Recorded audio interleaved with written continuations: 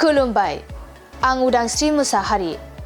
बड'लेण्ड बुब्लिनि जानानै बयखौबो बरायना लाबाय। दिनै 29 नभेम्बर 2024।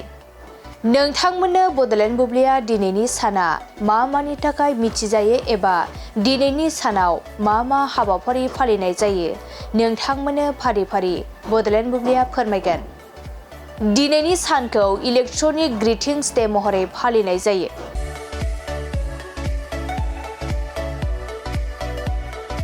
इलेक्ट्रनिक ग्रीटिंस डेआ 29 नभेम्बराव फालिजानाय मोनसे मावख'आरि नङै जिरायनाय सान, जाय सुबुंफोरखौ गावसोरनि आंगोफोरनो इलेक्ट्रनिक बरायनाय दैथायहरनो थाखाय थुलुंगा होयो।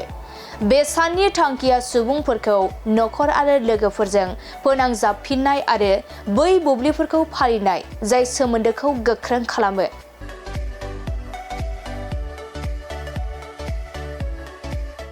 बेनि अनगायैबो दिनैनि सानखौ इन्टारनेशनेल जैगुआर डे,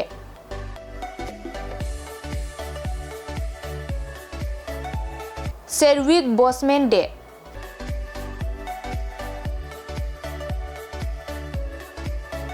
आरो ब्लेक फ्राइडे महरै फालिनाय जायो।